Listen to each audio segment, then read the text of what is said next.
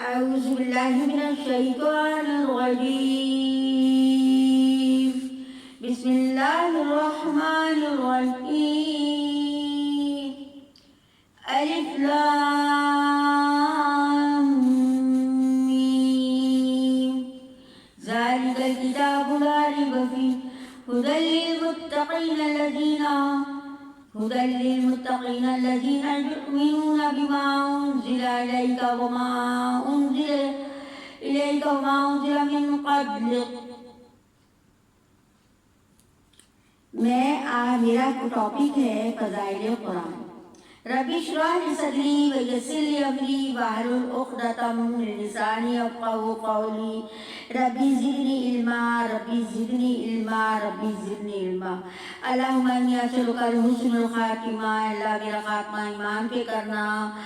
اللہم ارزقنی توبۃ نصوحا. اے اللہ موت سے پہلے توبہ نصیب فرما.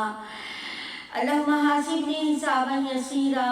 یا مقلب القلوب ثبت قلبی علی دینک. اے اللہ ہمارے قلب کو دین کے اوپر جمائے رکھ. آمین. اب میں اپنا ٹاپک اسٹارٹ کرتی ہوں. میرے چشمے کو مسئلہ ہے. ابن مسعود رضی اللہ تعالی عنہ نے بیان کیا کہ حضور اکرم صلی اللہ علیہ وآلہ وسلم نے فرمایا جو شخص ایک حرف قرآن کا پڑھتا ہے تو اس کو ایک نیکی ملتی ہے، اور جو 2 حرف پڑھتا ہے اس کو 2 نیکیاں ہوں گی. لیکن اس کے اس حرف کے عوض 1 نیکی ہے اور 1 کا اجر 10 نیکی کے برابر ہے. یعنی ہم نے ایک حرف پڑھا، لفظ الگ ہے، حرف الگ ہے. حرف ہے الف لام میم. کتنی نیکیاں ہوئی؟ 30 نیکیاں. ہم نے میں نے اس لیے الف لام میم کی تلاوت کی مختصر تھی کہ الف لام میم، جس نے یہ کہہ دیا اس کو 30 نیکیاں مل گئیں. آپ لوگ بھی پڑھ لینا، میں بھی نے بھی پڑھا. انشاءاللہ ہمیں 30 نیکیاں ایک حرف سے میم کے حرف میں مل گئی ہمیں. اچھا جی، الف لام میم کہنے والے کو 30 نیکیوں کے برابر اجر ملتا ہے. تو سوچیں کہ قرآن سے پارہ 1 پڑھنے پہ کتنا اجر ملے گا. ترمذی شریف میں یہ ہے. حضرت معاذ جنسی رضی اللہ تعالیٰ عنہ کہتے ہیں کہ جناب رسول صلی اللہ علیہ وسلم نے فرمایا جو شخص قرآن کریم پڑھے اور اس پر عمل کرے اس کے والدین کو قیامت کے دن ایک تاج پہنایا جائے گا جس کی روشنی آفتاب کی روشنی سے بھی زیادہ ہوگی. اگر وہ آفتاب تمہارے گھر میں ہو پس پھر کیا گمان ہے کہ تمہارا اس شخص کے متعلق جو خود عامل ہے. یعنی آپ کے گھر میں ہی پڑھے ہوئے بچے ہوں، آپ کے گھر میں ہی قرآن کی تعلیم ہو رہی ہو، تو پھر کیا بات ہے اس گھر کی بھی جہاں قرآن پڑھا جاتا ہے. تو وہاں تو ویسے ہی فرشتے اس کو محفل کو چاروں طرف سے گھیر لیتے ہیں. تو اللہ تعالیٰ ہمارے ساتھ بھی ایسے ہی معاملہ کرے. ابو داؤد شریف میں ہے یہ واقعہ. حضرت انس رضی اللہ تعالیٰ عنہ بیان کرتے ہیں کہ جناب رسول صلی اللہ علیہ وآلہ وسلم نے فرمایا کہ جو شخص نازلہ قرآن مجید پڑھے اس کے سب اگلے پچھلے گناہ معاف ہو جاتے ہیں.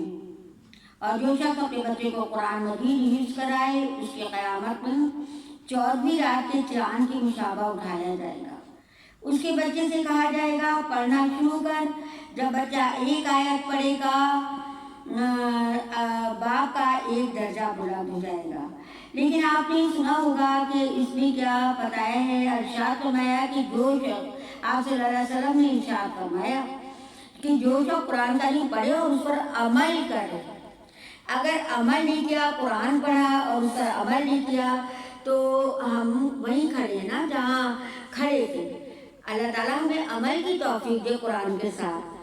اب یہاں حافظ تو ہم بن گئے، حافظ ہو گئے، حافظہ ہو گئے، پورے گھرانے ہو گئے، پورے بچے نسلیں حافظ ہو گئیں، لیکن اس کے اندر حافظ نے یہ نہیں پڑھا سورہ احزاب، سورہ نور اور دوسری قرآنی آیتیں کہ جس میں کہ وہ اللہ کے دین کو اختیار کرو، اس کے اللہ کے رنگ میں رنگ جاؤ، اس سے اچھا کوئی رنگ نہیں. لیکن یہ آیات شاید نہیں پڑھی، صرف قرآن کا رٹا رہا. تو انہوں نے اپنی نہ عورتوں کو کے ڈریسنگ کی پہ نظر ڈالی، نہ ہی حجاب پہ نظر ڈالی، نہ ہی اپنی شادی بیاہ کی تقریبات پہ نظر ڈالی، اور نہ ہی انہوں نے یہ دیکھا کہ قرآنی آیات کیا کہہ رہی ہیں. ہم تو حافظ ہیں، نہ بیٹی کو روکا، نہ کسی کو روکا، نہ کسی کو روکا. ہمیں تو چاہیے نا کہ کنتم خیر امۃ اخرجت للناس تأمرون بالمعروف وتنہون عن المنکر، نیکی کا حکم دو اور برائی سے روکو. تو تم بہترین امت ہو. بہترین امت کون ہے؟ ہم ہیں، آپ ہیں. اگر آپ کسی کو برائی سے روکیں گی، ہو سکتا ہے وہ بات اس کے سمجھ آ جائے اور وہ یہ غلطی کرنے سے باز آ جائے. اللہ تعالیٰ ہم سب کو ہدایت دے، میری دعا تو یہی ہے. حضرت علی رضی اللہ عنہ بیان کرتے ہیں کہ جناب رسول صلی اللہ علیہ وآلہ وسلم نے فرمایا، ارشاد فرمایا کہ جس شخص نے قرآن شریف پڑھا، اس کو حفظ کیا اور اس کا حلال کو حلال جانا اور حرام کو حرام، حق تعالیٰ شانہ اس کو جنت میں داخل کریں گے. یعنی کہ قرآن تو پڑھا لیکن اس کے حلال اور حرام کو نہیں سمجھا. حلال اور حرام کو قرآن نے ہمیں کھلے عام بتایا ہے، کیا حرام ہے کیا حلال ہے. یا آپ سب لوگ بھی جانتے ہیں، ماشاءاللہ سب باشعور ہیں اور عقل مند ہیں اور پڑھے لکھے لوگ ہیں. میں یہ سمجھتی ہوں مجھ سے زیادہ علم اور نالج ہے آپ لوگوں کو کہ ہمیں کہاں پہ کیا کرنا ہے. تو ہم نے پردے اور لباس کا اپنا خاص خیال رکھنا ہے. حلال اور حرام ہی تو ہے یہ. ہمیں تہذیب کو اپنی اپنانا ہے تاکہ ہمیں پتہ چلے. ہماری وردی، ایک فوجی کی وردی ہوتی ہے، وہ اس سے پہچانا جاتا ہے. پولیس والے کی وردی ہوتی ہے، اس سے پہچانا جاتا ہے. مسلمان عورت کی وردی، اس کا عبایا، اس کا لباس، اس کا حجاب. تو جب ہمارے اندر یہ چیزیں نہیں ہوں گی تو ہمارا تو عمل ضائع جا رہا ہے. تو انشاءاللہ ہم اس پر عمل کریں گے اور ہم اسی لیے یہ چیزیں بتا رہے ہیں چھوٹی چھوٹی کہ ان دلوں میں اتر جائیں. اب ہے کہ اپنے جنت میں داخل فرما دیں گے اور اس کے گھرانے میں 10 آدمیوں کے بارے میں اس کی شفاعت قبول فرما دیں گے جن کے لیے جہنم واجب ہو چکی ہوگی. یعنی 10 لوگوں کی شفاعت بھی ہوگی حافظ سے، اور اس کے گھرانے کو میں اس کو جہنم سے آزاد کرا دیں گے. سبحان اللہ. یعنی کتنی بڑی عظمت کی بات ہے کہ قرآن حفظ کیا اور پڑھا اور اس کے گھرانے کو 10 آدمیوں کی بخشش بھی ہوگی. اللہ تعالیٰ ہمیں عمل کی توفیق دے دے تاکہ ہمارا واقعی یہی انجام ہو جو اس میں بتایا جا رہا ہے کہ شفاعت نصیب ہوگی 10 لوگوں کو. حضور نبی اکرم صلی اللہ علیہ وسلم نے ارشاد فرمایا کہ حسد 2 شخصوں سے سوا کسی پر جائز نہیں. ایک جو دن رات قرآن کی تلاوت کرتا ہے اور دن رات اس میں مشغول رہتا ہے. ایک تو اس سے حسد کرو جو رات دن قرآن پڑھتا ہے، تلاوت میں مصروف رہتا ہے. اور ایک دو شخص سے کہا ہے. دوسرا وہ شاید جس کو اللہ تعالیٰ نے مال عطا فرمایا اور وہ دن رات اس کو اللہ کی راہ میں خرچ کرنے میں مصروف رہتا ہے. بخاری شریف. صدق اللہ العظیم.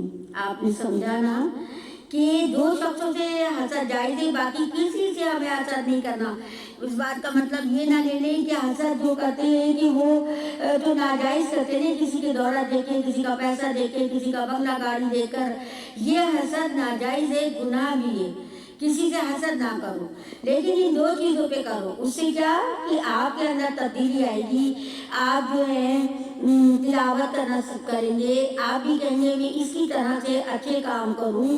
और दूसरा ये कि जो आदमी के पास पैसा माल दौलत होगी, वो अपना पैसा अल्लाह की राह में खर्च करने में रात दिन मसरूफ रहेगा।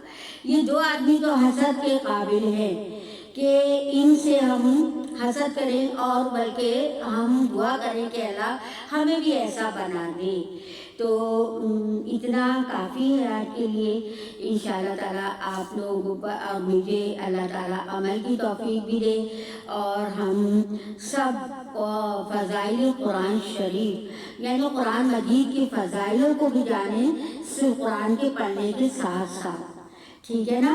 और अल्लाह ताला हमारे इस अमल को कबूल फरमा ले, और अपनी बारगाह रब्बुल इज़्ज़त के अंदर हमारा पढ़ना सुनना सबका कबूल फरमाए, आमीन। अब मैं आपसे यही कहूँगी कि सबसे ज़्यादा अमल इस छोटी सी बात पे करें। और जनाब आप लाइक सब्सक्राइब कमेंट्स ज़रूर दें, क्योंकि मेरा मोबाइल खोने के बाइस ये मैंने दूसरा चैनल बना दिया है, जो आप लोगों के पास नोटिफिकेशन आता था शायद नहीं आ रहा होगा। आप ज़रा देखिए इस चैनल को ना, तो चैनल दूसरा बन चुका है। तो जज़ाकुमुल्लाहु खैरन कसीरा। या रब्बी लकल हम्द कमा